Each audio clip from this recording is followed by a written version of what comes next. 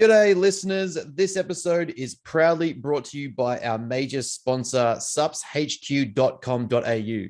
Use code BENS15 at checkout to receive 15% off on your next purchase. G'day, listeners, ladies and gentlemen. Welcome back to another episode of the Matter Mentality podcast, where we talk all things training, performance, and nutrition to help you optimize your life. So we are joined by a very special guest. In fact, the major sponsor of the podcast, Big Dave Roby. How are you, mate? Going on, guys? Good to be here. So a bit of background, I guess. So Dave is the major stakeholder, or are you the solo owner of Subs HQ? Solo owner. So key owner of Subs HQ, which is obviously the major sponsor of this entire chat, which is firstly very much appreciated. We've always appreciated the support, and we've tried to give it back as much as we can. Where you find me talk a little bit of shit about as much as I can about subs and why to use them. But kind of like a big reason that, I thought this chat would be exciting and interesting is that there's so much that you do that's unique. Like there's your realms of business go so far beyond just fitness. Like we all know Treats & Co. because I fucking shared that about 100 times. So I think a lot of people know Treats & Co. Yeah. You saw if you followed my post-comp blog, then a vlog, there was a big slab of Treats & Co. involved in that process. It was a good time. It was a very good time, actually. That was a fucking very good time. That first, I was like, lucky you guys just introduced like cookie pies after comp. And I think that's when it just came out, Yeah. It literally, I think that's when they started. We got there and I was like, can we add 4 of those after I already bought I bought the team like $180 worth of brownie and cookies. And I was like, can we get some of that pie? Yeah, I think they've been a big hit. Everyone's been getting around those pretty hard. So I think it might have started initially from yourself. So thank you. The look on the look on the young bird's face was working there. She's like, wait, this is all for you. And I was like, she's just like pulling out boxes of pre-made brownies. I remember I got a photo sent through. My sister sent through a photo being like, this is all for your mate. And I was like, sweet. And I remember you then messaging me the same, like similar sort of photo and just putting it all together. And there was a lot of stuff there. Like, well deserved, of course. Well deserved. I just had to reward myself. Exactly. And the team. I took it home and I didn't realize at the time when I said because she's like, oh, a full brownie's pretty heavy. Do you want half? And I'm like, what's half? And she's like, about 14 pieces. I'm like, that sounds like a lot. Because I was going to get the full brownie. And I was like, yeah, I'll get a full one. And she's like, nah, do you want a half? I'm like, yeah, plus some cookies and stuff. That's probably a good idea. I gave away two or three boxes to clients and mates that came with us, because we all came back here after the show. I gave away 3 boxes. I still had 2 weeks of brownies. Dude, they're very dense. Like you could easily do one of those just normal brownie size. I know the ones that you got, just the normal ones that are at the shop. You could easily set them up over a 2-day period, 100%. Yeah, I had such a blood sugar spike after, because we were driving home so we left the comp and went to Treats & Co. to pick it up. I had a fucking sugar crash and probably an adrenaline dump as well, but I had a massive sugar crash where I just ate half the pie. It was so sweet I couldn't finish it. I was so used to having chicken, sodium, mustard, ketchup, everything was just so bland and bitter or salty. Yeah. And then I was took a bite, had half of this. I was fucked. I was I fell asleep in the car driving home, and I'm just I tanked. It was you would have had the best week post that comp, eating that every day. That would have been the best thing. Oh, it's fantastic. Yeah. I just allowed myself I had a cookie a day or a brownie. That was it. Wasn't sitting there like an asshole just eating all 50 of them. I was just I just have one a day, different shit, try it out, enjoy it. And gave boxes away to clients and people that came with and stuff. It was a thank you. But I was just I'll just have one a day. It was fucking great. The training sessions I have were unreal. I could imagine, 100%, for sure. But so I guess the first point is give us a bit more background as to I could sit here and just name off the business you got. There's a fucking 100 of them, but I guess a bit of background about where your business endeavors started, and then how you've branched out to so many different things. Yeah, for sure. I had a soccer background, so I've always been involved in team sport. Soccer was chosen when I was about 10. I probably tried to excel on that, and I went pretty well and had a few injuries that changed the shift of where I thought my life was going to go to. I thought the professional route in football and having the team environment and whatnot was going to be where I went. But with injuries and stuff, that diverted. So we ended up opening at my mum and dad's place. They had a double garage thing that wasn't being used a whole lot.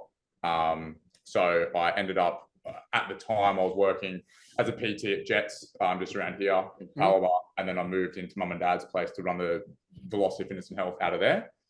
Keeping it still one-on-one, then moved into small group. And that's when I sort of reconnected with the whole football team environment thing.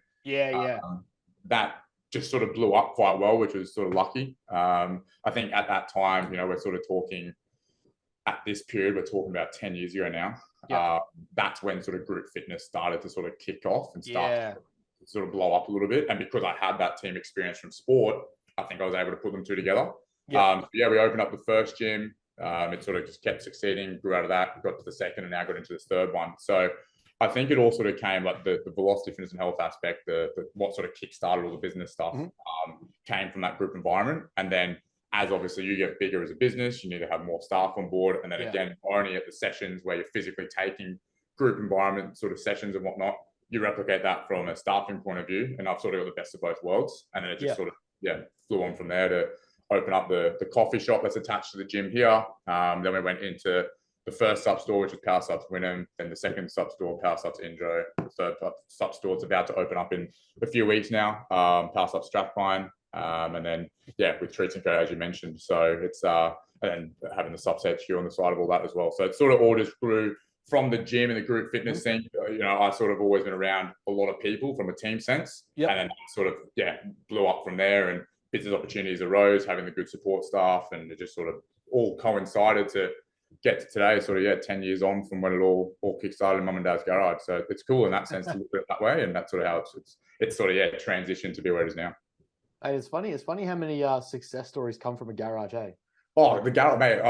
The garage OG foundations. Like I think if you haven't started in a garage, you haven't sort of started correct. That's the kickstart. If you start in a garage, you're going to start all right.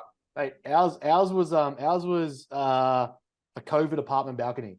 So we lived where I lived 3 years ago was about 10 blocks, 10 houses down, or 10 apartment buildings down that way. And my first interview with like the Matter page when we started it was with a powerlifter on the balcony of that apartment, and was I was like in the middle of COVID. Shit was like, obviously everything was happening. I'm like, I can't stay at NW for any longer than I have to. It was like, we sort of started and was like, I'm not just going to be an NW guy. Like, I started my bachelor's in psychology. I knew that I wanted to work in high performance and like work with elite people, wanted to get shit done. And I was like, we need to start doing something now and like get it going. And it was, first podcast, like technically not a garage, but I mean, I turned that into a balcony gym for COVID. So it was basically a fucking garage gym. I think it follows the same premise. I think where, you're starting off in that small environment where it's accessible and easy for you to use, and it just sort of blows off from there. So that we'll use that as your garage in the past. Yeah, that's my garage. Yeah, not quite Steve Jobs-esque, but it's like, it's pretty close. We'll get there. So did you always see like all these different ventures? Like I want to put my toes in here and I want to dip my fingers in here and I want to do this and that, or is it just kind of, hey, this looks like a good business idea? Yeah, I think it was just an opportunity. So as I said, and people, I assume, can put two and two together where, we had the masses at the gym where over the years, we started off with, as I said, Mum and Dad's garage. So it was small, went a little bit bigger to the first premise, bigger again to the second, and now we're at our sort of goal size and goal, setting an environment and whatnot. So from that, having the masses, you hear things, you meet people. I'm young at this point. I think I started it all when I was sort of 17, 18, and it's sort of by the time I got to 22, 23, I moved into this, the bigger facilities and sort of meeting bigger people and being involved in stuff. So thing just pops up. You hear of things and you hear of other opportunities, and people are saying, "Hey, you should look into this." And especially people who are older, like they want to help me. I'm young at this point, so they want to give me some guidance and advice. What the cafe sort of came to be, one of my good mates was moving up from Melbourne, that I met through football, and he was coming home. We've always wanted to do something together. And I said to him, listen, I'm sort of starting to lose a little bit of touch on the members here at the gym, just because we're starting to get a bit too busy and I can't keep myself either in the sessions or doing the background stuff or whatever it was at the time. By having the cafe attached to the gym, because of just the lease that was about to come up for this place that's next door to us, was just perfect spot. And I said, why don't we open a cafe there? So in that way, I know that my guys are still getting the personal connection and the relationships outside of the physical training here. So, they do that 45-minute session at 6 a.m. And then they go and have a coffee. So I know there's still that camaraderie and family environment and whatnot happening external to the gym, because it was sort of flowing on so fast in here. I need to have it that they could continue that relationship and fun and bonding and whatnot, just not physically at the gym. Yeah. So that sort of came just from me recognizing that, you know, I needed to have something in place to be able to keep creating the culture and the vibe and the fun and stuff that Velocity is, I guess, known for, external to the physical training we do here. So that's what sort of kickstarted the cafe. And then from that, you know, I've sort of, again, I was sort of 20, I think I was 23-ish when that sort of happened, 24. And at that point, I'd sort of started to catch on to business and start to sort of, you know, again, meet cool people and realize opportunities and stuff. And by that time I met the owner of Power Subs, Blair.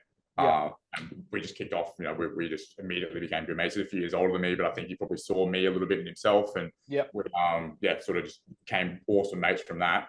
And again, because I had the gym, it coincides with supplements, so I sort of knowledge, and the guys were buying from him, and I sort of said, listen, like, what do you reckon about if I do one? You help me, and we go from there. And again, he was so happy for it. You know, my first, the store Wynnum is, I don't know, probably 12 kilometers away from where the gym is here, as opposed to Blair's shop at Cleveland, which is probably like 6 or 7. So he knew himself that he was going to probably lose a little business because we were shopping from him initially.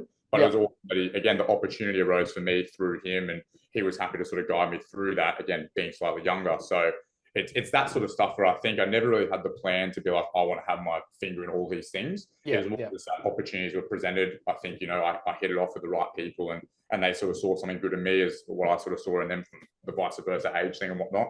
And it's just sort of flowing from there. And, you know, I had the first supplement store, the second one popped up as just a good business opportunity. The third one's more of like a challenge. The one at Strathpine, again, talking with Blair and working with him, it's more just me being like, okay, I've learned so much over the last 3 years with the Wynnum store. I really want to try and execute everything I've learned to this fresh location in an area I'm not too familiar with. It's Northside Brisbane, so for me, it's like an hour away sort of thing.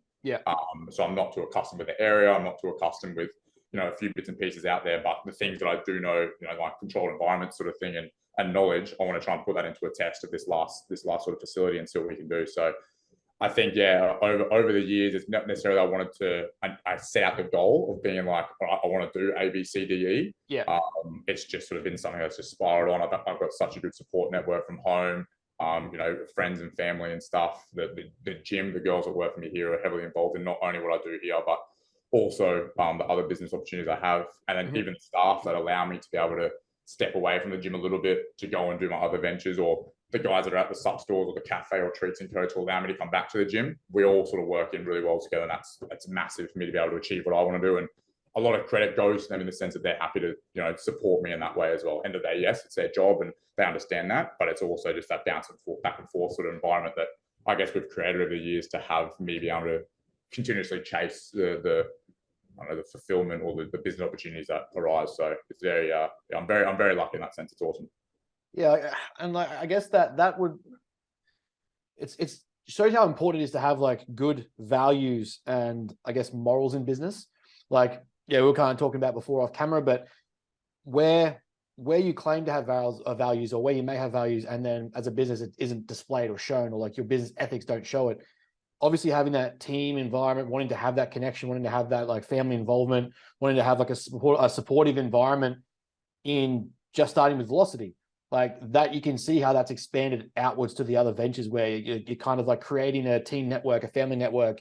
Hey, we're all part of this group here. Like, you know, this part of it's running down a bit. I need some of you guys to go here and look after this, or can you step up and look after this? I got to go take care of this for a while. Can one of you guys run this? If there was kind of like that separation, or like a camp environment where it's like, oh, fuck, you know, we're not anything to do with that, I'm just paid to work here, then it wouldn't really work. But having that you've got that kind of expanded environment and business values that clearly even started just from Velocity, you're able to almost expand that outwards. You can almost like, you know, the rest of your business benefit from that foundational value that you've created at the start. Yeah, 100%. And I even think as much as the staff, I could give them all the credit in the world, I think it does really come a lot from the members of Velocity itself. You know, I've still got some guys that are here. As I said, I think we opened our first facility when I was 18. Literally 10 years ago. And I've still got, I think there's about 7 of those members that are still on the books here today. So they've been involved with the ride from 10 years ago. I'm talking about people who are 20, 30, 40 years older than me. The experience and stuff that they've had, been able to pass it on to me. So I do think that a lot of the culture that has created Velocity and then it's moved into staff and it's moved into more businesses have come from those core members or those who were involved from Velocity early days. Even those that were at mum and dad's garage or the one-on-one clients I had then, like the amount of stuff that I've tried to absorb being so young, I think it is a little bit rare jumping into business that young. As I said, I only did it because I had those injuries from football. If I hadn't had those, there's no way I would have jumped into it. So being 17 and being like, all right, well, this isn't where, me and my family put so much time and effort into soccer being where I was going to go. And we were so close to reaching it for it to be diverted. That was sort of the only option, or not option, but the solution I had to the problem at the time. And I was like, well, let's just see how this goes. And it's just sort of gone off from there. And as I said, I think it comes a lot from who those people were at those early days. And I'm very lucky to then have those people here now, but also met some of the people along the way, which have then been either core members of Velocity, which has then been able to find me and help me have core members of the staffing crew, which then core businesses, again, core staff, and just sort of flowing on from that.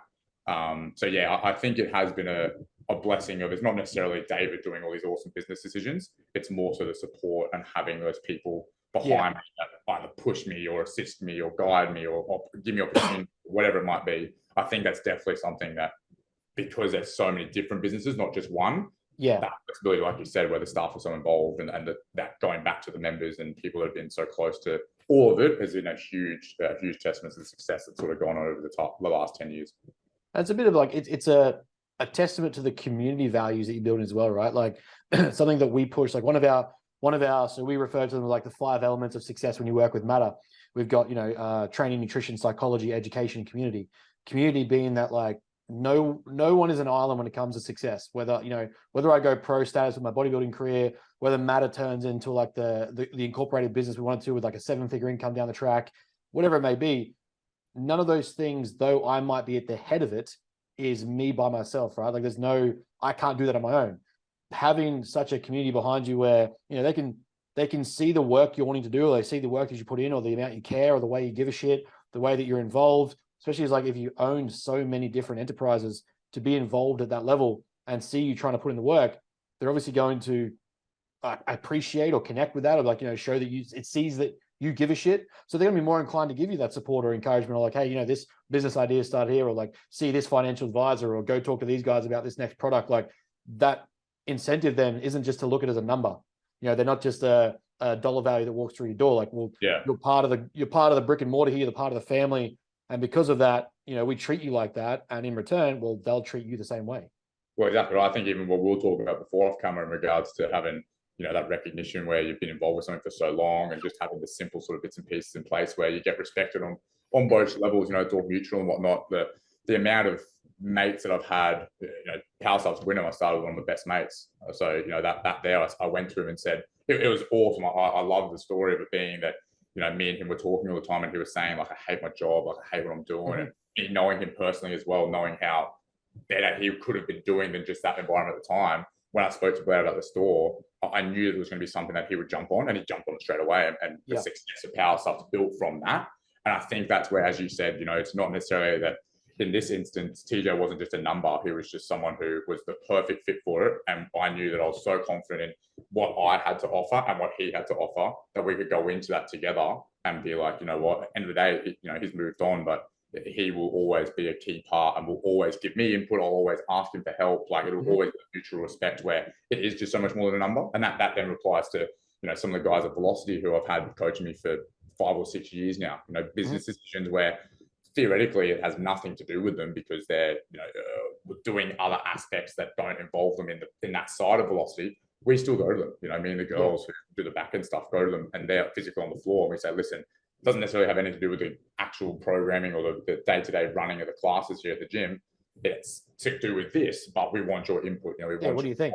Exactly right. I think that speaks volumes in the sense that, as you said, no one's just a number. It's not about the dollar value. And I'd relate that way more back to the gym as well. Like I'm such an advocate. Well, I think I'm such an advocate anyway, for the sense of it being that the fitness and health industry should be about people's general well-being, physical and mental. The dollar values that come, yes, it's obviously a multi-billion-dollar industry and there's some money in it, but I think the money should be in the correct ways. Absolutely. And that's where I think, having those people along those same sort of morals and understanding and me being able to enforce the staff saying, listen, it's not just you guys are here to run a class and fuck off. It's about you guys literally wanting to be here and helping me with these things and helping the members and then helping you, and it all being for those right models. The money comes with it, of course, and that's the luxury of being in a multi-billion-dollar company industry. Sorry, but I think, yeah, as you said, having that relationship with your staff and your members, and having it that it's not just a dollar value, that you're there to just do this, make me this, move on to that. It's not like a triangle. There should be so many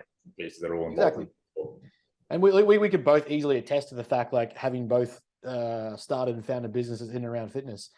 When you give a fuck and when you genuinely care anyway, the money tends to arrive.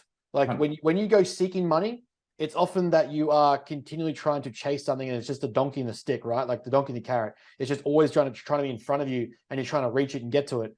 That might be a motivator for a while, but eventually it runs out. Like either your customers notice it, your staff notice it, the marketing or the presence of the companies that you're in will start to show that it's just about money.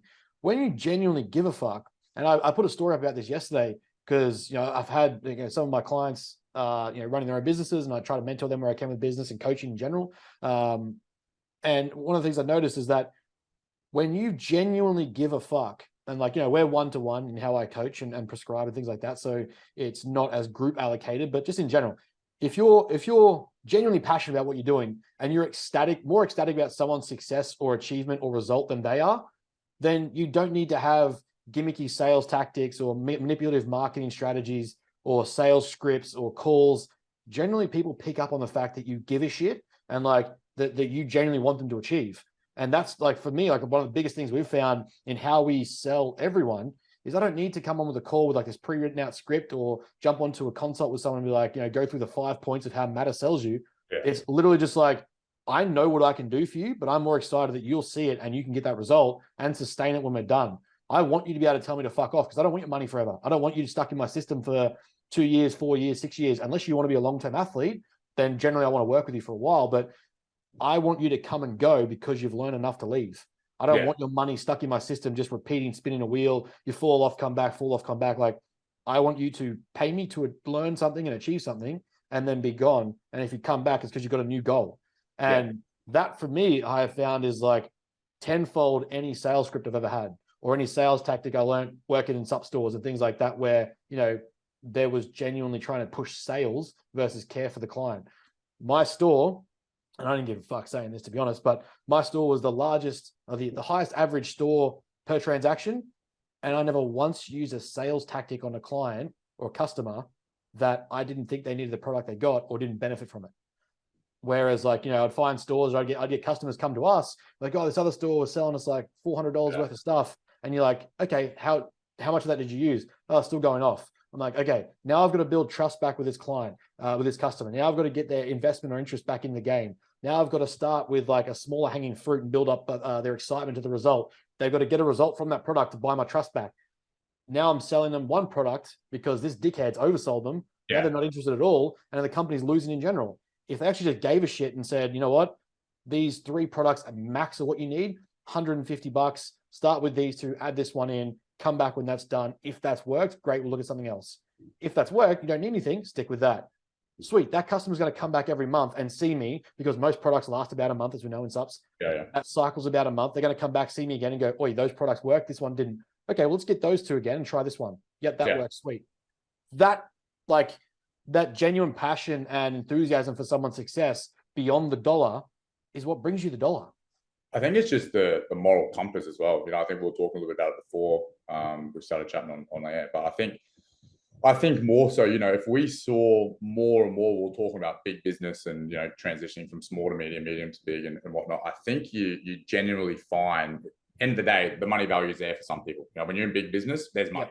So it doesn't matter. It doesn't matter what's going on in the sense of financials. There's money there. They're a big business. Yeah. I think the next step from that is, do they morally or do they genuinely care? They're people who are in it once they've got that. Even if you can look at the small business, the medium business, the big business, wherever you want to look at what scale, it's, are they in it for the right reasons? And that's what I was saying before about the fitness and health industry. I think you can put supplements into that for sure, like you just said. Where I think if you genuinely care about client, customer, staff, group, whatever it might be, if there is that genuine care and that genuine personal morals to reflect the goodness that you think or they think, or the mutual respect you have, I think, as you said, that's where the money will come. And going back to the fact that fitness and health industry is obviously $1 billion industry, the money is there. Yeah. It just needs to be that the correct people are the ones that are getting the money, because they're the ones that genuinely care. And whether it's funding or whether it's, just physical financial coming through the door, whatever it might be,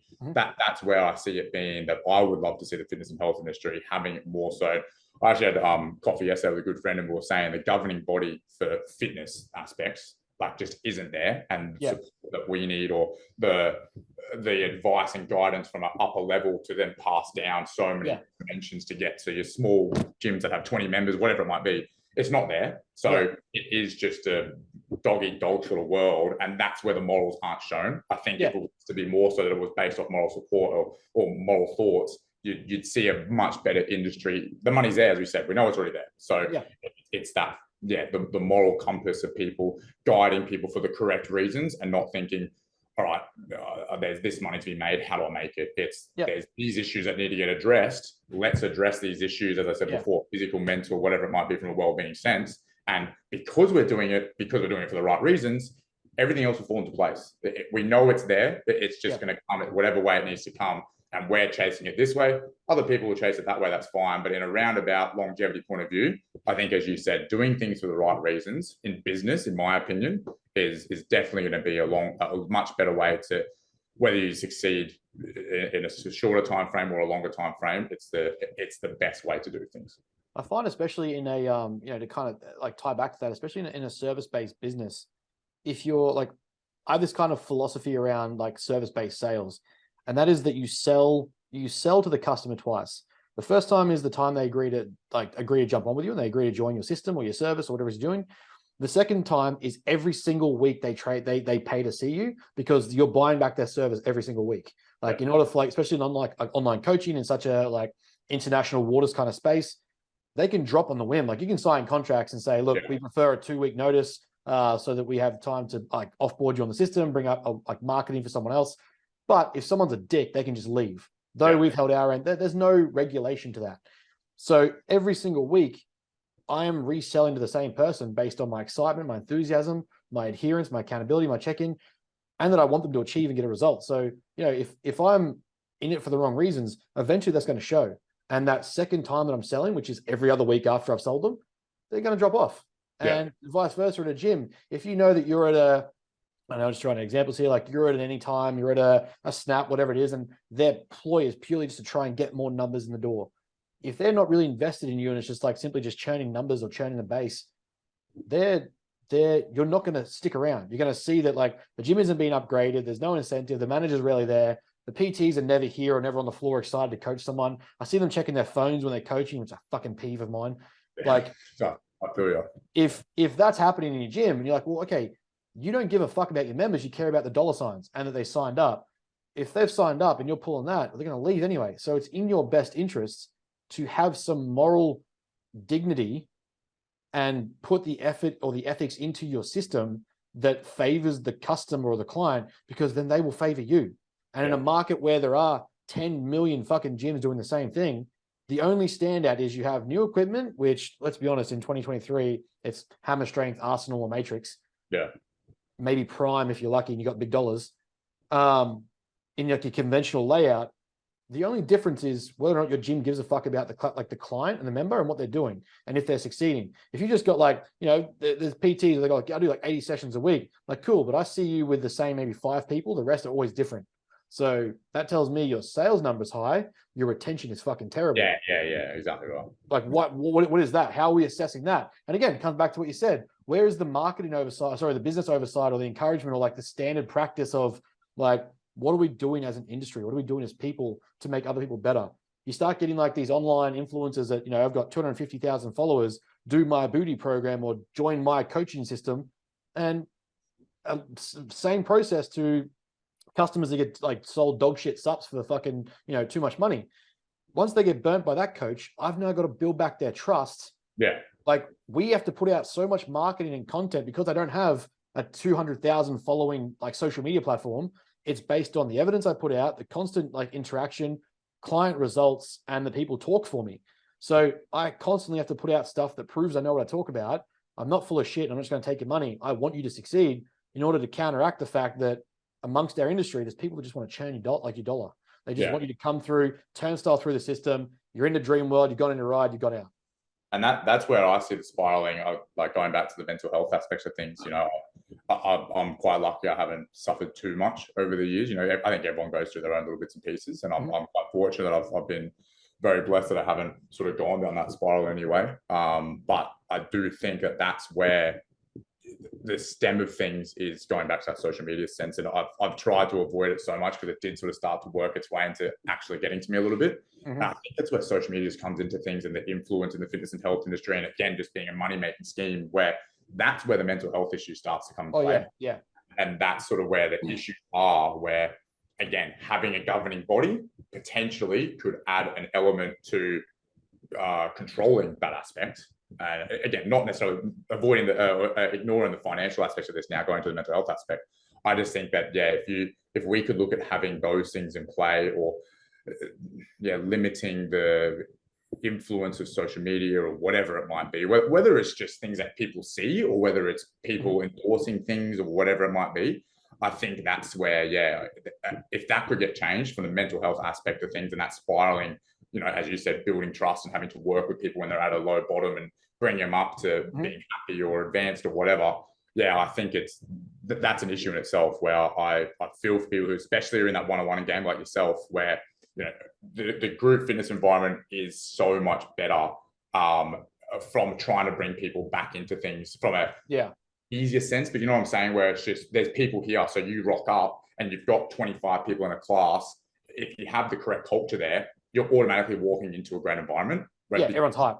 You've got that one-on-one connection, and you've got theoretically, you're working with someone who has been at a very low standard on that one-on-one engagement. It's very difficult. It's very difficult. And that comes from, I think it does come from going back to the whole moral scenario and the social media aspect, where if they've got both of those things incorrect, whether it's from a business above or whether it's from a social media impact that just is negative, you're coming in there trying to fix those things. And exactly right, you've got to do the whole process all over for someone who, if they just avoided it in the first place, or it wasn't accessible for them in the first place, that issue wouldn't be there. You know what I'm saying? Yeah. And going to mental health, it's just, that would be such a good thing for everyone's well-being from that sense. It's a shame, and that's where the governing body just isn't there. It's why like, it's contrary, like, it surprises a lot of people, but I actually don't push bodybuilding on so many people, because, like, you'll see, like, the social medias and stuff, bodybuilding's become like this weird sort of it's become like an intrigue or interest at the moment, like a popular trend. Definitely, it's almost trending a bit more. It's sort of taken off, and it's great. Don't get me wrong, because, like, you know, feeding the amateur ranks feeds to better conditions and better environments and competitive, like, systems, but provided that you're doing it for the right reasons. Now, when you've got a coaching system where you know, you just take numbers and all your marketing is like, yep, I get people mad results and bodybuilders and blah blah blah. You've got, I don't know, you brag about how many clients you've got. Let's say, like, you're a social media influencer with your fucking coaching system, and you might have, I don't know, 20,000, 30,000, 40,000 followers. How personal can you really be with your clients that when they slip up or they have a bad week or mentally they're challenged, or, you know, they couldn't stick to that exact diet you gave, instead of teaching them about nutritional literacy and teaching about the fundamentals of life and behavior change and sustainability, instead of teaching those things, this person's gone, you know what, all my girlfriends have done it, I think I want to do a comp. And then you're like, well, that coach, like, they want the dollars. Yeah, cool. Let's do a comp. I can definitely coach you through a comp. Okay, but what about after? What about during? How's their relationship? How's their life? How's their system? How's their mental health to actually handle competing? Like, it's probably one of the most intense things I've ever done. And I've played at probably a pretty decent semi-professional level of rugby league. Like, I've run out on Suncorp and won grand finals there. Like, that pressure alone was nothing compared to the 6 months of prepping for one show where 5 minutes decided the next year of your life. Yeah. Like, it's intense and exciting, provided you do it for the right reasons, because I fucking love it. But the amount of people where they just get a hold of a coach because their girlfriend's friend's sister was like, yeah, you look fucking great. You've done 6 months of training. You should do a show. But neglected the relationship they've just lost. They're stressed at work. You know, their fucking sleep's all over the shop. Mentally just not in a good position to handle the internal self-criticism that comes from competing. And then they jump on a stage. Like, there needs to be a lot more resistance to like, oh, that's my first point of contact. I need to go from nothing to preps or like nothing to bodybuilding. Like it's just so extremely different. And most of the time, this person probably just wants to do a photo shoot or look good naked or improve their lingerie outfit for their partner, or the dude just wants to look better in underwear in a budgie smuggle or something like that. Like that's probably what they want. Yeah. But Greg or Darren or Susan next to him was like, oh, you should do a comp. You look great. In our gym, you're the one that's like, you look the best. And it's like that stealing of money. Like essentially you're flogging money to ruin someone's life. Like there needs to be like, I'm one of the only coaches I know that does a Psych Q10 assessment for every onboarding client. And that's a basic, sorry, not Psych Q10, K10. The K10 assessment is just a mental 10-question assessment questionnaire that will basically just tick off a few things that, gives me a general sense of how do they talk about themselves, how do they view themselves, how they mentally sound, what's their relationship with food like. Go through that. If I see like more yeses and nos, all right, hold up, what's going on? Before we do any prep work, this has to be figured out or outsourced to a psych. Then you come back and we talk about it. So far, luckily, I've not had that with anyone. Got through a few things and we had to overcome a few issues before we're starting preps. But there's like, that to me is at least a bare minimum screening process to know that if I'm taking your money, it's because I actually want you to do well at this. I'm not going to fuck you up. Now, that sounds more like a plug for me to say, hey, sign my business. It's not. It's just that there is that lack of care and morality in this game that just because someone's come to you and says, hey, you know what, I want to do a prep. Well, ask them questions first. Do they actually need to prep? Do they want to prep? Should they do bodybuilding? Because at the end of the day, you might take that, I don't know, $2,000 for a prep, whatever it is. You just fucked their life up. And then bodybuilding ends up taking the blame and we have to defend it as coaches and be like, look, that was that person, not the system or not the game or not the sport. But, because it's all so entwined, like you said, everyone just ends up then being beaten down, broken down, ruined. I've got to they get sent to me to help with their mental health as well as their physical health. And then we've got to work their way back up to enjoying hardcore training again. It just ends up creating a whole fucking spiral. And most of the time it's like, I don't do it. I think it comes at, again, the guys who I caught up with yesterday, the boys I catch up with, I try and see them once a month. We just talk, sort of shop and fitness and whatnot. One of them used to work for a PT schooling sort of business. Yeah. And mate, even going what you just said then, the fact that when I did my PT course, so I've only got my 3 and 4 in fitness, but I did those through school. Yeah. It took me a year for year 11 and a year for year 12 to get my 3 and 4. So when I finished those, I was able to go out. That's when I sort of started all this stuff around football and whatnot. So that's 2 years to get the 2 qualifications needed to be a personal trainer, group fitness coach, whatever you want to look at it as. Now you've got people flicking it in 6 weeks. Yeah. And you've got these people who are flicking it in 6 weeks, then with the responsibility of the client. Yeah. How are they meant to have the knowledge and understanding of how to deal with the vast variety of people who come in? Because, being in the fitness and health industry from athlete point of view, so ignoring the supplements aspect and the mental health aspects for now, but how are you meant to physically look after someone when you've been in the industry for not even in the industry, but having the research and the studies of 6 weeks? Yep. Someone rocks up to you obese or from a physical aspect or undernourished or whatever it might be, or you're looking at a mental aspect and they've got A, B, C, D going on. This person turning up with 6 weeks worth of knowledge, how are they to address this correctly? The only thing that's going to happen from that is it be negative.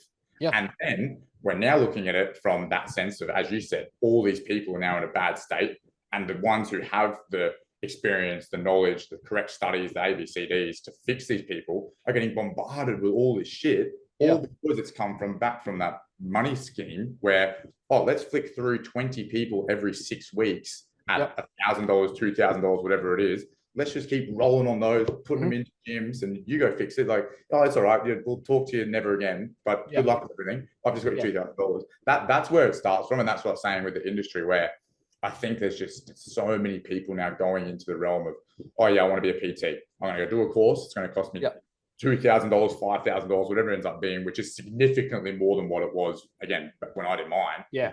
But it took them, 6 weeks compared to what would be 100 weeks. Yep. There's no way they're going to have the same knowledge or understanding of things the same as I am. So if we were to both get put in after me having 100 weeks of training and then having 6 weeks, and we get put into the same scenario, if there were more people who had the knowledge and study being given the amount of clients that these people with 6 were, it's just never going to be the same standard. And that's where we see that drop and people starting to get incorrect results, incorrect coaching, incorrect mentoring, whatever it might be. So it's just rapidly declining, but it's all good because there's more money being made, and the big bosses more money. And that's just, it goes back to, you can apply that model to anything, and that's where it goes to your staff being in it for the correct reasons. You as a business owner, or being involved in business for the correct reasons, because all those there are easily manageable. We've seen it happen in this direct instance. We've seen it happen to myself, where I did the exact same thing as what this person's done in 6 weeks. Yes, it took me 2 years, but because of the industry we're involved in, you need that 2 years worth of buffer to understand what's going on correctly. And okay, they haven't made the same amount of money, but in a roundabout way, you've done it for the correct reasons. So it should just be a win-win from all sides, going back to how it was, because the industry is where it is now. There's social media influences, there's more money to be made, et cetera, et cetera, et cetera. It's just seeing that rapid decline. Some of the scariest shit that I've heard is, you don't need a certification if you're online. Like shit like that, where, just general, and I'm not even talking about like nutrition certifications, or like, a dietetics degree, or like a background in exercise physiology. Literally just people saying and claiming, because I have a following, I've competed before, and people have asked me for programs or whatever, that they start coaching. And realistically, it's just a repeat of knowledge they've learned from another coach, from another coach, from another coach, because none of them have actually taken the time to learn anything. They will end up just going, enough, verbatim, heard, I don't need a certification, I'm just online. What do you fucking mean? Like what do you, the problem, like immediately the thing that gets me, right, is like we look at, and again, this can be applied to any business, but just from fitness, if you've like, you're very similar to myself. I started playing rugby league when I was 5 years old. That was my trajectory. That was what I was going to do. Life was set that I'm going to do this. If I don't go pro with this, I learn to coach it, and I go good at coaching, and I do something else after that. Like everything was about rugby league. 21, I had a car accident, fucked my back, like got diagnosed chronic disability. Basically just like, all right, see you later. That can't happen ever again. Cool. What's my next thing? Got back into coaching, got back into training, and end up down this route. Because of that, most of my life, I know how to train. I know how to train pretty hard. I know how to do fitness. I know how to do like cardiovascular work. I know how to do like hypertrophy, powerlifting, some power movements, cleans, things like that. I've studied all this stuff. Now, my life has allowed me to do that, so I have a pretty good understanding. If I've got if I'm just a Gen Pop coach, and if I've got a Greg coming to me that's a single dad with 2 kids, works 6 days a week, 12 hours a day, the average shitty coach that hasn't done any sort of work on lifestyle management or lifestyle sciences or behavioral modification just goes, you know what, here's a 6-day program, be at the gym every day or you shit. Like, you don't want this bad enough, you don't want this, like, you're not hardcore enough. The amount of people that I've got a result on a 3-day program and just changing some behaviors trumps anyone that I gave a 6-day program to. But 100%. You come out of it with this idea that because for me it's a piece of piss and I love doing this and my life is involved around training, that your life should be entirely training too. And don't get me wrong, there are times where someone comes to me for a prep and they're like, my girlfriend's wanted to go for a drink, so I went out. I will say, you didn't want it bad enough. That's fucking stupid. If we're 6 months out from comp and you've got all this going on and you just flat out just said, you know what, I sent it and ate a bunch of food and we're in a cut or something like that, I'd be like, cool, let's revisit those goals, because that doesn't make sense. Yeah. But if you're just a general client wanting to come out of this, into the system, want to start learning, and you go to these like 6-week coaches or these 4-week courses, or, I've done my cert 3 and 4 in this many weeks, the fuck are they going to teach you to sustainably enhance or improve your lifestyle just to be a better dad? Like, it doesn't have to entirely be that you've got to have a body composition goal or a physique goal, or, I want to pull a 300 dead. Maybe you just want to be able to pull your kids off the ground when you're 75 without having to have a sore back. Correct. Or your heart rate not be over fucking 2,000 because you're been obese your entire life. Like, there's other metrics to coaching. And it's why we found it so important when it came to what we wanted to do. Like, don't be wrong, I really endeavored to want to be a high performance coach. Like, I want to work with elite people because that's the type of thing that I get fulfillment from. Seeing like the realm of success I could never get due to injuries and just my talent ceiling. I want to be able to help people achieve their next level of talent and ability because it's something that I get fucking excited about. But when people come to me for like Gen Pop, general adherence, general coaching, I scale that back tenfold. Like, all right, let's start with some veggies and some fucking steps. Let's start with getting more sleep. Let's start with like checking your mental health. Like, how are you feeling anxiously around having some chocolate, having a beer, having a drink with friends? Like, what are you most worried about? That sort of shit, I wish I knew when I was 21 and I started coaching. Yeah, 100%.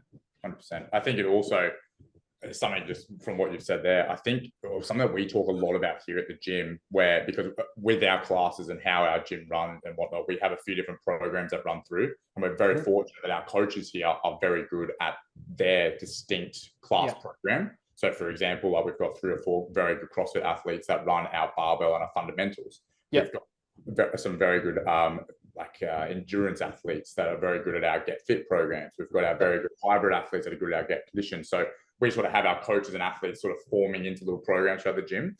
And something that we've worked on evidently probably since I sort of started noticing the issues we're talking about here with the 6 week, just people fucking getting certs and papers like that, no worries, is staying in your lane. Something that we try and work on very well here, where, we might be taking a class or a session and we've got majority of those who are very well adapted to that session, and you've got your 1 or 2 who are either expert or beginner in that domain. And that's where, we will give whatever coaching. It's our sort of general rule here at the gym is we will give whatever coaching we can give based on our expertise.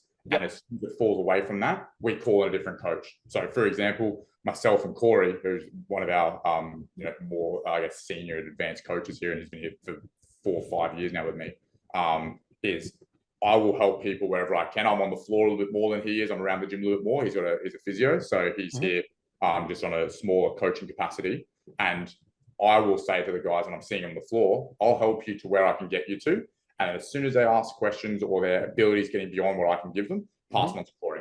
And vice versa. We have our sort of stages where, one of the new coaches, they're not going to be anywhere near as experienced as what myself and then Corey and Everson, the guys who are either more experienced or older, are going to be. So they get them to where they can based on their experience and their knowledge and their understandings. And then it comes to myself, and then it goes to Everson, and it comes back to me, and then we go to Laura, and it bounces around in those ways where I think it's so important. And that's not just in the group environment setting here at Velocity, but it's when it goes to injuries. It's direct, of course, PTs understand stretches and we understand like how to look after yourself, but us physically like diagnosing or executing the more advanced things, pass them on to the correct areas.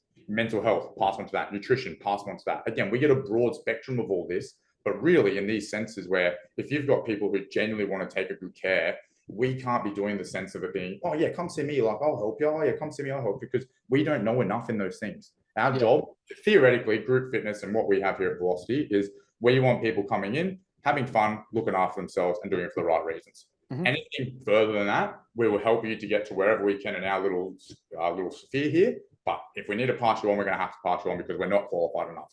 And I think if people went through those realms again, like we were saying with the 6-week courses and having people for different reasons and having your people for yourself who, just want to get in and understand things a little bit better or start very basic, all the way up to you guys who are stepping on stage and winning big shows. You've got a massive spectrum there. Yeah, 100%.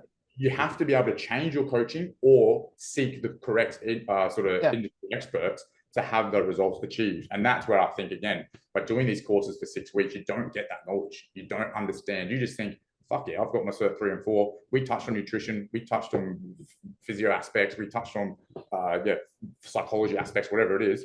I'm sweet for all courses. But it's not that way. And that's where, I think, as you said, like having it where you need to be able to tone things back or outsource the correct ways. That's the correct stuff to be doing in the industry to make sure that people are getting the best coaching, the best results, the best whatever it might be that they're individually searching for.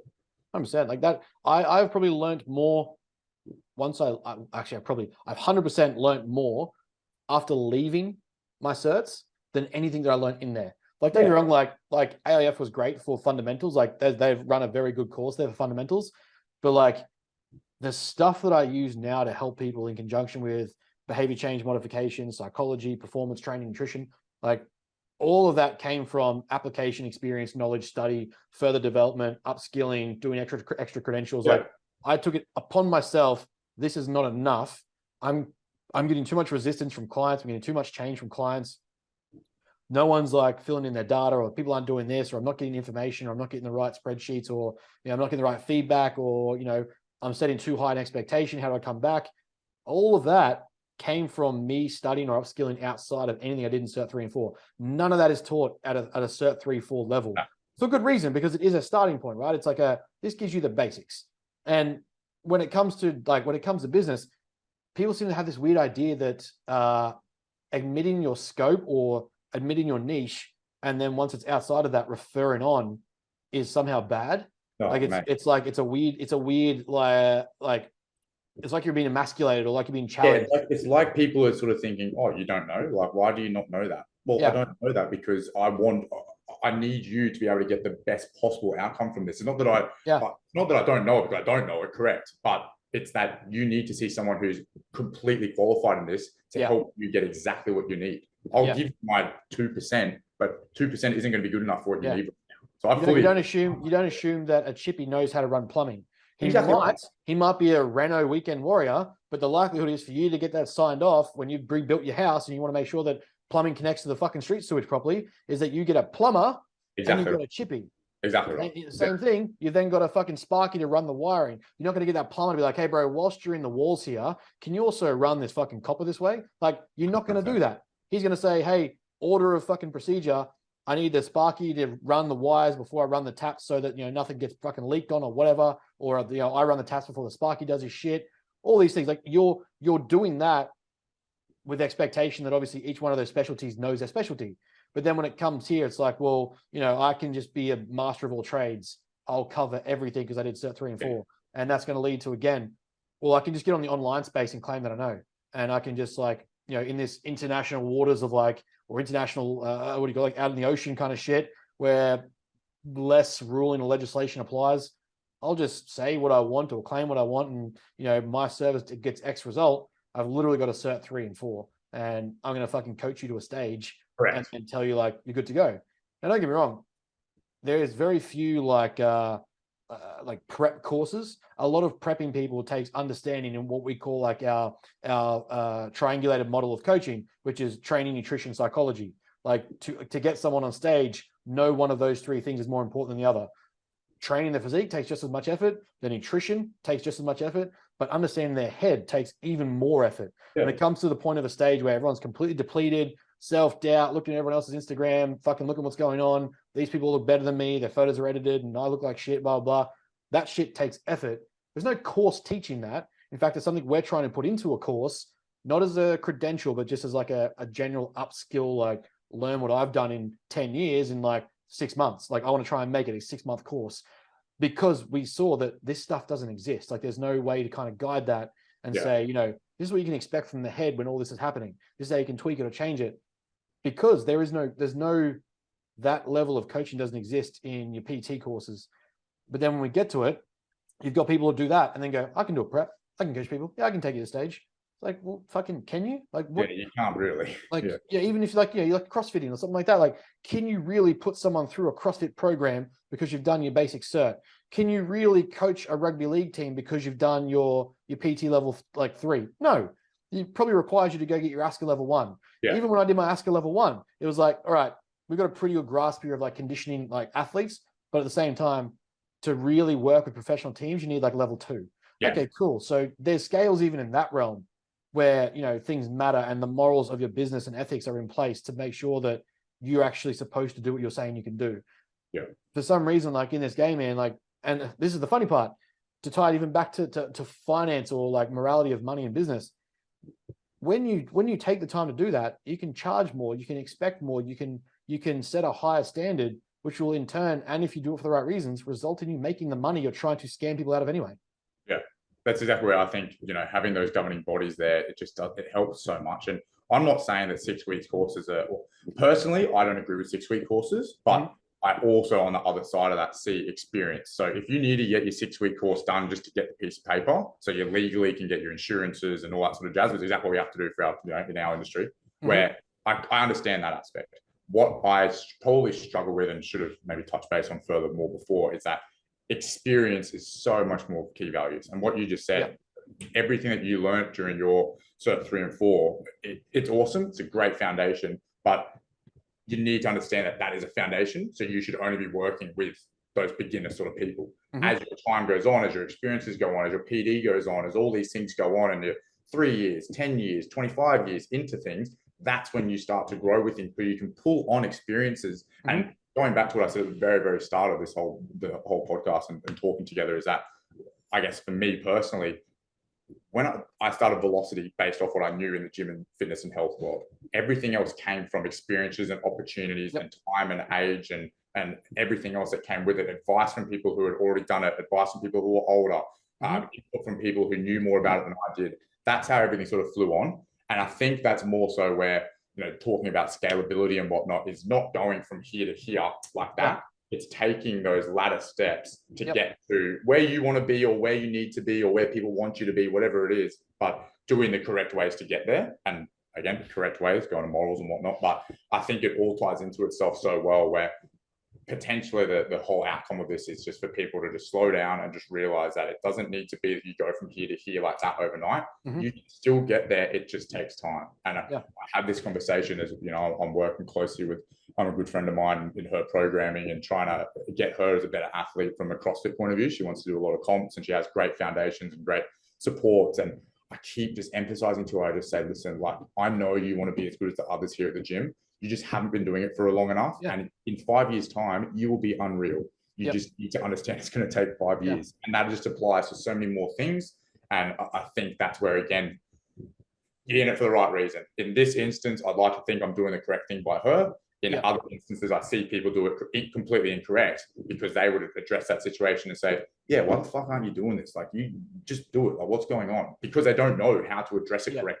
They don't know what needs to be put in place for this goal to be achieved of being better at CrossFit, hitting more comps, whatever it might be in this scenario I'm talking about. They don't know because they haven't had that experience or they haven't done it themselves or they haven't got the resources to draw upon to be like, yeah, listen, like you're really good right now and I can help you stay at this level. But if we want to get you better or if you want to get better, you have to outsource to this. You have to do this. You have to look at this. Like having those resources and understandings is what this ladder is all about. And that can be applied to, I think, to everything. That can be like that needs to be applied to everything. Like one of the biggest aspects that I drill home that I think is so beneficial and crucial about bodybuilding is it literally evokes in you the understanding of delayed gratification. You physically can't do anything but delay the gratification of what you're doing and realize that if you genuinely want to go far in it, it is not a sheer numbers game, but it's a time in the game. Like you physically can't grow more muscle than a person who's been doing it 20 years longer than you at the same intensity. Like if you're matching someone, if they're matching you with effort and intensity, they've just got 10 years on you. You can't be disheartened about that or pissed off that you're not where they are or like angry about it or like, oh, why not pro yet? Realistically, like I've had to take this step back many times. When I really wanted to train for like competing, I was natural and I was like thinking about doing natty feds and stuff like that. I was coming out of rugby league. So everything was about rugby league. Everything's about power, strength, being a stronger halfback, being a better halfback, all that sort of shit. Had my car accident, went through court, spinal rehab, rehabilitation, procedures and surgeries until I was like 25. I'm only just turned 30 now. So in the space of 4 years, I went from that to now being not ranked amateur, a placed amateur in the Australian circuit of the IFBB. Like that, to me, I'm like, I had to catch myself and say like, I'm pissed off that I haven't got the leg size yet or the mass or the maturity. But at a certain point in time, I've also got to realize that I've done this for 4 years. And in that time, there was 2 comps that were canceled due to COVID. So realistically, I've had 2 cracks at this and went from last place to winning a gold medal at the amateur level. But it was the 4 years of consistent work when everyone was not wanting to do it, not wanting to be, at home bored and eating chips and cookies. And I'll start back up when COVID finishes.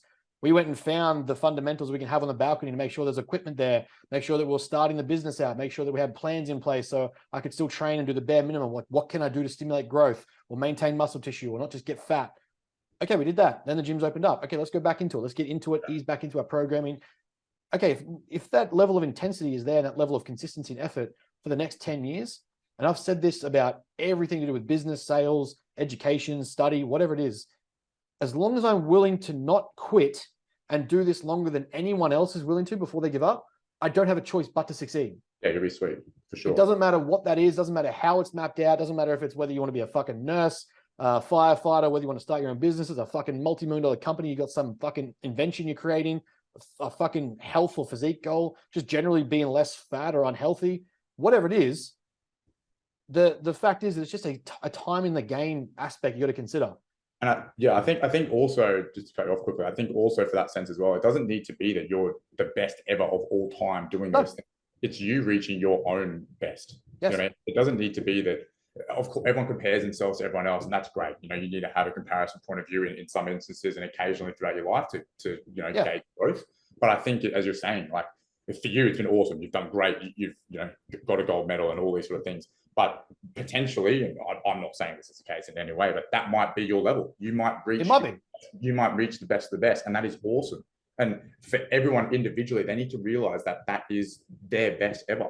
Yeah. And I think it also comes back to, I was going to touch base on before, gratitude. Just understand that like you can do some things. In your instance, like you just said, you had a car crash. There's absolutely no reason for you that you couldn't have had that injury could have resulted in you not be able to walk, not be here today. You know what I mean? Yep. So the fact that you can physically, from when you went from 21 to 25 and now from 25 to 30, for you physically to be able to do the things you're doing now, when things aren't going well, or when you're not thinking like, fuck, like, am I at my capacity, or why is things not happening as fast or as well as I want to be? If people could just draw back on the sense that, man, like I have it, especially, you and I, and probably the majority of people that are watching this, where if they really sat down and go like, yeah, okay, it sucks that I'm not hitting this clean and jerk, or I'm looking this way, or achieving this, or whatever it is, even disregarding the timeliness of it, it's just the fact that they have the ability to be able to do it, or have the resources to be able to access those things. Like, I think that's where people went with that mindset to things. And again, like the person I'm working very closely with at the moment, she is starting to grasp this concept. She's very good in the way of it understanding. She's had a lot of life experiences herself in understanding gratitude from her personal encounters and whatnot. But I think it's sometimes a constant reminder I give her. I just say, listen, like, you're doing really well. And let's also remember that the fact that you can do this is fucking sick. Like, yes, we're looking at a timely, I'm talking about timely things that's going to take ages, but even if we disregard that, end of the day, you can do this. You're physically able and mentally able to do this right now. There's a lot of people that can't, and they wish they could. So let's just strip things back and really look at that and build on the foundations that are going to get you to where you want to be. And you'll get there. Going back to what I said, your level might be here, but you will get there.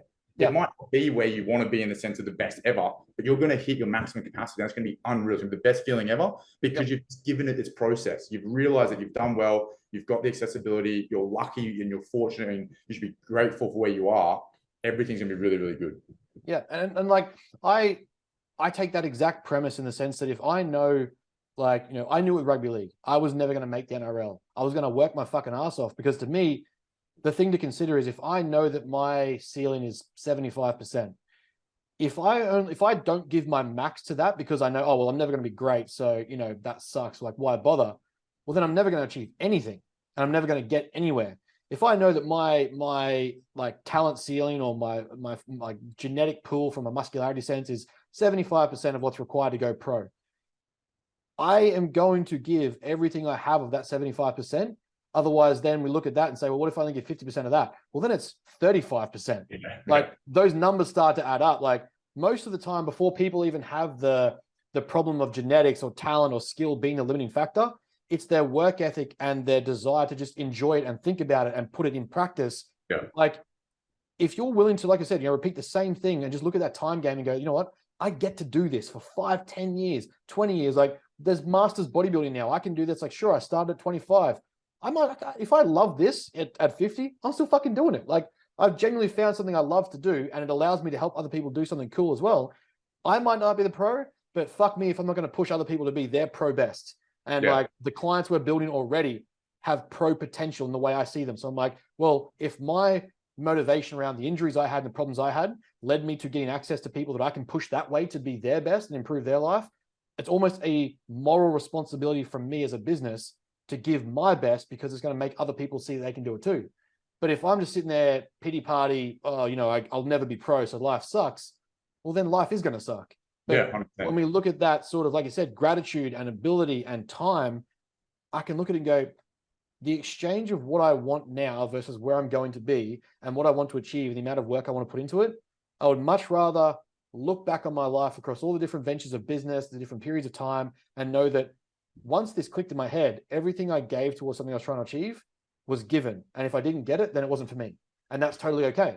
But I'm going to retire or finish off or come to the end and I'm laying in that bed and go, I fucking left everything on the pitch. And it's, I think it's genuinely something that can be taken away from sport, as much as people these days try and rip on like the toxic culture of playing sport in competitive environments, the concept of like knowing when you walk off a rugby league field or a soccer oval, if you know you came off that field with nothing left in the tank and everything was given, whether you lost or not, you walk off pretty fucking happy, like satisfied. Like that was a fucking fun game. That was a hard game. It was grueling. Fucking pissing down rain. Shoulders are being thrown everywhere. Fucking broken jaws. Everyone's got concussions. Everyone's throwing shit. There's cool tries, sliding tries, whatever. Like you can walk off that field and go, that was a fucking fun game, regardless of whether or not we lost. Because I know that every single player here gave 150%. Worse versus that game where you come off and like, fuck, we gave nothing. That was a shit game. Even if we won, that was a crap game. Like that to me is the same premise when I get to the end. When I get to that last day and I'm fucking struggling to breathe and I'm like, that's it, I'm going. I'm going to look back and go, there is nothing left that I had, even if it was 75% or like my business didn't reach 8 figures when I really wanted to be the fucking next Warren Buffett. If I got it to fucking half of that, which is still like a 7-figure business, I know that I gave everything in my tank to make that happen. So how can I be unsatisfied with that? There was nothing left to give that would have made that better. I think, like I always draw on life's all about the mindset. So, where you sit and where you have your headspace is where everything's going to sort of fold out to. The whole glass is half full, half empty analogy, where you can look at things in the correct way and you approach things at 100% and always have a positive view and looking at it where I've gone and tackled today as well as I can. I've done this for as long as I can, as well as I can. And you're going to appreciate all the little mini results. Or when you look back on yourself 10 years, or you look back on yourself a year ago and you go, fuck, I'm so much more advanced. And that's because you've given the effort and time into it. You've looked at things where it could have been so easy for you to be like, you know what, fuck this. Or you know what, it's not happening. I don't care. I don't want to do it anymore, whatever. Or it's really not fair or whatever. And like the glass half empty aspect. Where you could be looking at it as, you know what, my glass is half full. I'm doing so well. I've done so well. I'm going to keep doing so well because everything that I'm doing is from the right reasons and for the right ways. And I know that in a timely aspect, it's going to be beneficial for everyone and for myself, and everyone's going to be super stoked. I'm going to be super stoked, and I'm going to look back and be like, yeah, I've done really well here. And I think that's the like one of the fundamental keys a lot of people miss is even when it gets hard, when it gets really fucking shit, or like there's periods where there's no success, like just an example of like it's really easy to kind of grasp. I'm very open about the business. I sold down my shares portfolio, my financial portfolio to start the business because I was like, I didn't have like a large income from my previous job. I had to make do with what I had, and I was pretty scrimpy. So I was like, cool, sell that down. There was points in time where I was like, maybe I have to get another job, or maybe I have to get like a side job to make sure I can keep this going.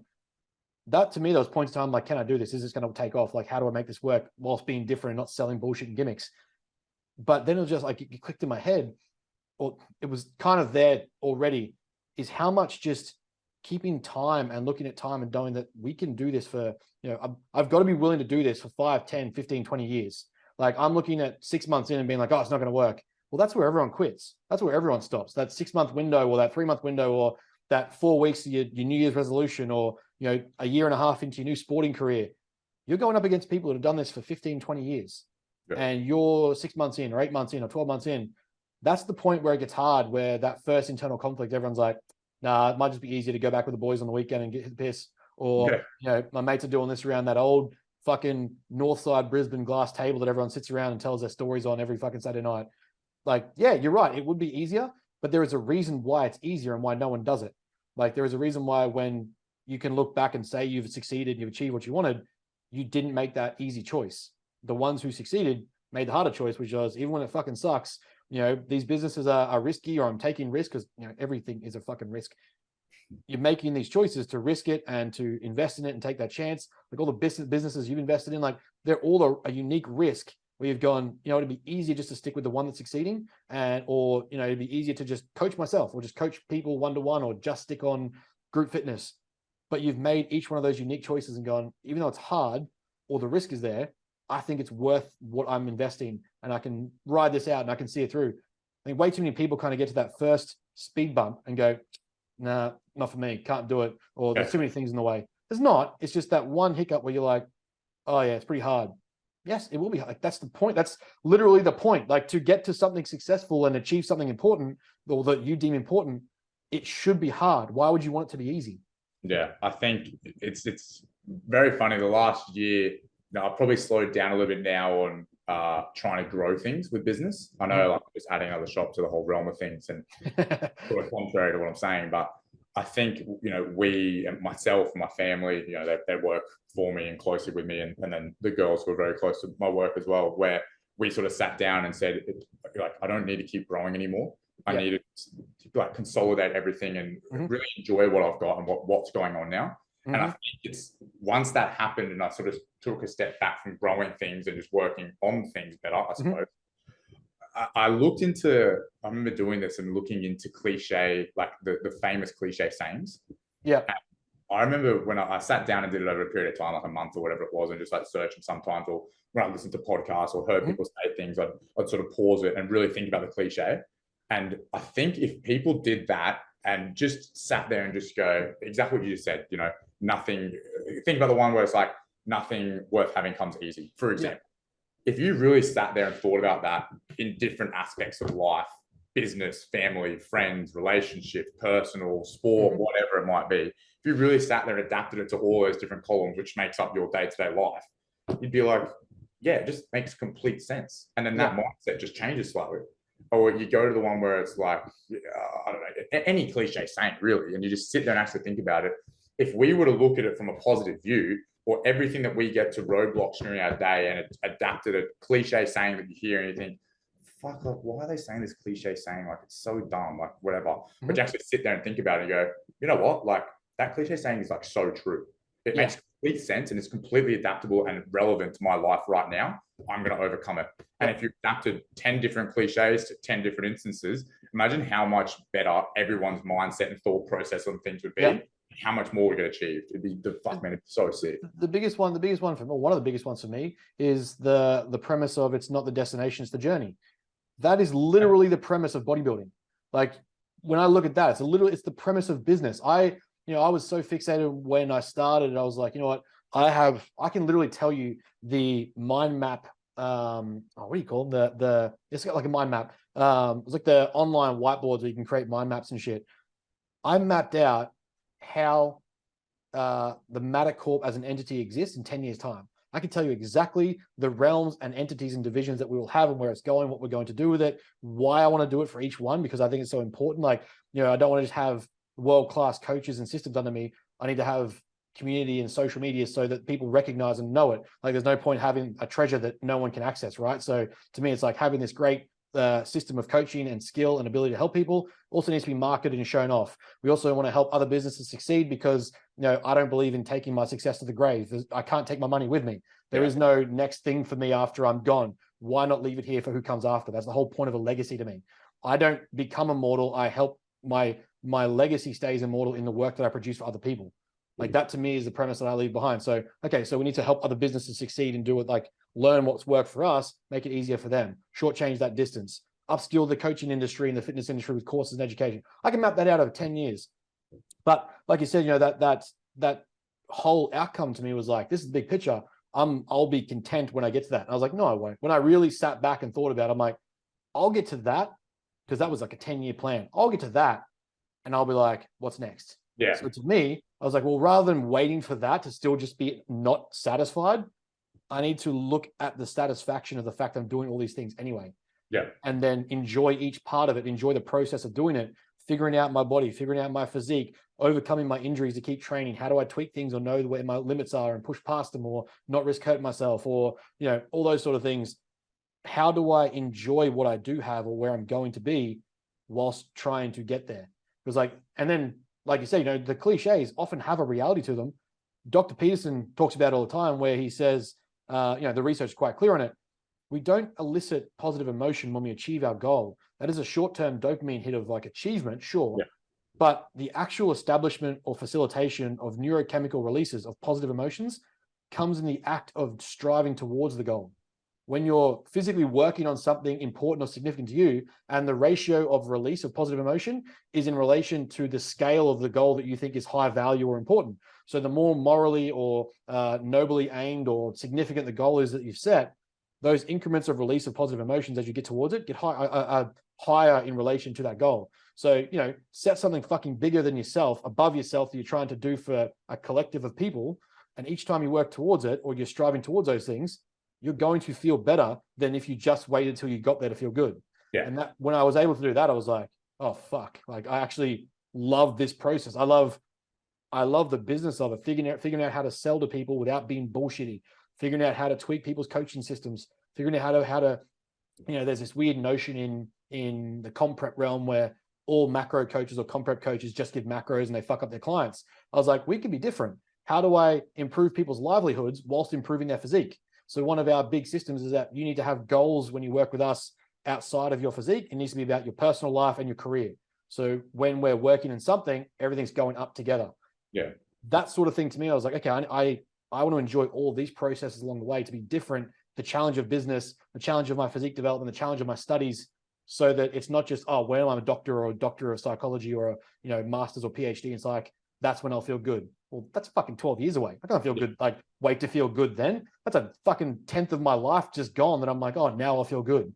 It's that ladder, the timely ladder, as we were saying before, having all those little mini steps and little mini goals and realizing that you're not going to get here like that. So let's address all the little things that can get there. And then when you get there, you're going to have rebuilt on that anyway. So it's going to continually flowing on. And I think that's part of the fun of it all. Like, that's what as you said, that's what I like to have. And everyone sort of says, what's next? But it's not necessarily what's next. It's always just like what's continuously happening and what continuously do better. And I think learning is such a big thing. I'm terrible at reading. So I'm a big podcast audio sort of guy. I just can't retain information from reading. So me to go physically study things and do tests and exams and stuff, there's no point because I'll just fail everything all the time.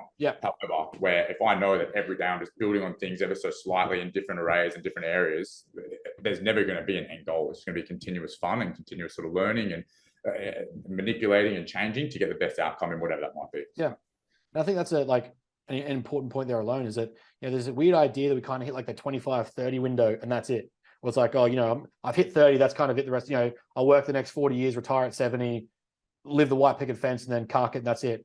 To me, like the endeavor should be to always keep learning. There's always something in life or business or career or training, like it is always going to be changing or upskilling or evolving that you'd want to keep learning. Like there's so much going on in life, in fucking history, in business, in sciences where shit's always not changing, but evolving or being replicated or studied or found out or theorized. Why would you hit 30 or why would you hit that kind of bracket and go, that's it? What I need to know is what I know. To me, like the whole premise should be, how can I keep either owning my mistakes or practicing ownership enough that I can look at how can I be better each day? How can I be 1% better at something, whether it be relationships, my business, my accounting, my admin, my finances, my fucking physique, my training, nutrition, accountability, whatever it is that I'm doing, my job in general. Even if I don't like it, how can I be 1% better tomorrow, improve in some aspect in a way of my life that will make me better? So that by the time I'm fucking 90, I'm 10 times the person I was when I was 20. Yeah, I think, every man and their dog would have had some sort of involvement or understanding of LSKD. And I'm quite fortunate to obviously have a pretty good relationship with them. But I think what their core value of that 1% better everyday aspect, it's just it's so relatable. And I think it's something where if people were to adapt that. I remember Matt Fraser, obviously a massive involvement in the industry and the functional fitness CrossFit world. And he's arguably the best athlete of all time in the CrossFit sector. And I remember listening to some stuff that he was talking about a year or two ago. And he said, even with me being the best ever, or arguably the best ever, I can never say I was because I never won everything. And it's a test, CrossFit's obviously a test of all aspects of every single array of fitness that you could possibly think of. They test in CrossFit. And because he never won every single domain, he's always thinking to himself, as you said, learning is key, education is key, being 1% better every single day is key. Because if you have that sort of aspect and those sort of driving forces behind you of chasing that 1% better, again, the LSKD motto, and having what you're saying where education is key and having him thinking, I'm not actually the best, I can always be better because someone beat me in a different area of CrossFit. If you can adapt that, man, like you're a machine. You will never succeed the best. So you're always looking for it. And I think if you had that aspect in life and more people were chasing that, fuck, it'd be a sick world. It'd be so much fun. Oh, it'd be so much more fun. Like I'd be so much more excited just to communicate with people. Like I love these chats because I know when I get someone on, they're unique in their realm of whatever that realm is, whether it be business, whether it be like, I've had SAS operatives in here. I've had Olympic coaches on here. Like I've had, who else have we had on here? We do a podcast with like powerlifting coaches. Like there's so many different people that are unique at what they get after, but I know that they're unique in number. Like there's not that many people that truly want to get after it and continually better and look at like succeeding the way that they have. So you have to like get these unique chats because not everyone wants to have them, or not everyone wants to think this way. So it's not so common to talk about. So like to me, it's fun as fuck because I get to have this all the time. But imagine if everyone thought that way, or at least to the degree of like, I want to get after it. Whatever the fuck you're after it is, just I want to get after it. Oh, fuck me. That I'd have such a better time going out and talking to people. Dude, it'd be the best. Like, I have so many people just say, like, how do you do it? You know, as you said at the start of the podcast, there's heaps of businesses and stuff that I'm involved with, and there's always stuff going on and massive days, all that sort of shit. You know, it's evident, and everyone who knows me knows that. So it's not necessarily like, oh, you have big days, because they know that anyway. It's more, how do you do it? And I think my constant driver is it just being that I just fucking wish there were more people that would like it. I just wish there were more people that were out there that were willing to just go, let's just go balls to the wall. Whatever it is, let's just hit it. Let's just tackle it. Let's not be scared. Let's have some fun. Let's experiment. Let's try. Let's fail. Like all those key principles, if you can adapt that to one thing, 15 things, 100 things, whatever it might be, if that was the mindset of people and their go-to energy, bro, it'd be a sick world. It'd be It's the thing that scares me the most when you see like these like 20-year-olds that do like lifestyle coaching or lifestyle mentoring from mum's basement. Like there's literally no way to have the experience of tried and failed to know that it worked or not. And then, you know, generally like you get these people like, oh, you know, fuck, whatever their financial advice is, whatever their lifestyle advice is, at a certain point, you just simply have to go out and be willing to try and fail. Because once you try and fail, you don't need a coach to tell you that information you just learned crosses to other realms of your life. Like when I've got, you know, if I've got an aspect of business that worked, and that was that I was showing up every day, I put a uniform on, I make sure that I'm wearing a collared shirt, the same fucking fitness shorts, and I've got like a pair of shoes on as soon as I'm in the office. That aspect then of consistency and discipline and accountability, I know that I can apply it somewhere else. And I know in my training, when I turn up and give myself permission to train fucking hard and my body's willing to break under the bar and shit like that, that level of intensity, I can apply to my study. Like those things that you find that worked, they start to cross-correlate to different areas. And the ones that don't work, well, I know if I'm not disciplined, I'm not sticking to my alarm, or I'm not on time, or I'm not doing something, well, I missed my class. And also I didn't get a full session in. And also clients missed out, or I was lazy. Like you go down, you start to know, okay, so that failed. So in other words, to get to that next scale of business, I need to be fucking disciplined, intense with my work ethic, and make sure that I'm showing up every day and at least doing my bare minimum, which I am recently finding out is a lot higher than most people's bare minimum, but at least to the point where I'm showing up every day consistently. I know that stuff starts to tick up. And it's like, well, at a certain point, you can't figure that out unless you just do it. Be willing to try that shit and figure it out. Like, can you juggle 3 or 4 things? To me, and you're probably the same way, you find 3 or 4 things you like. Okay, well, what's the 5th thing? Okay, can I handle the 5th thing? Okay, let's go to the 6th. Okay, I've got the 6 things. Can I do 7? That's a bit much, right? Let's solidify 5 or 6 things, and then we'll try 7. And that's my premise for how I coach. I will go 25, 30 clients. Okay, can I do 30 clients plus preps? Yep. Okay. Can I do 35? Okay. Yep. 40 starts to get a bit much. I need another coach. All right. Let's start working on how I systemize my coaching practice to bring on another coach. Okay. So now we've got 50 or 60 clients in the system. How do I get to the next stage of that? So to me, it's that same premise, right? Like trial and error and figuring it out is the only way to fucking do it. I think it's gone back to that whole cliche thing. I think the thing I said before is, you know, failure is succeeding. If you fail, you're succeeding. It's as simple as that. And everyone thinks, oh, that's such a dumb cliche, but it's fucking true, right? If you just adapt it, you just look at it and go, all right, failure is succeeding. How does that make sense? Well, if I'm failing things, I have to be getting better. Yeah. So that means I'm succeeding because I'm getting better. It's as simple as that. And that's where, again, just if people just look to cliches and they go, oh, yeah, it actually makes sense. All right. Yeah. This is dumb, but apply it and shut up. 100%. Exactly. Just go it and let's see what happens. And you know, chances are the cliches will actually get you in a better way. Mate, that's probably the biggest tip I found, and I've given this to so many coaches, that our easiest coaching tip, honestly, as much as everyone claims to have it all figured out and they know all the answers and whatever, most of coaching is send it and find out. Let's fucking, like, I know the research, I know physiology, or I know nutrition, but at a certain degree, your body's going to react differently to the next person. Let's try this little bit and see if it works, because I can give you all the data of why it should, but you might react differently. Okay, it didn't work. Cool, we've got to change it. But at a certain degree, you have to fucking try and find out. 100%. 100%. I've taken up a fuckload of your time, so I appreciate that.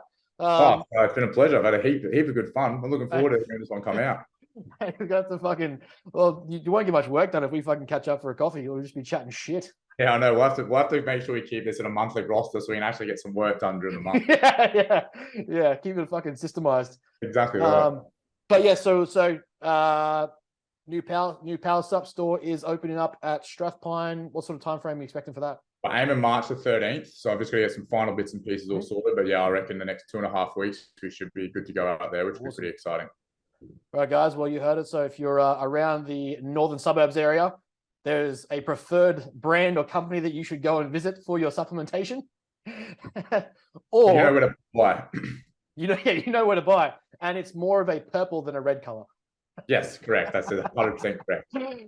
Or if you're lazy and want to go online, you can use my discount code BENS15 at Subs HQ. Perfecto. That is also completely okay.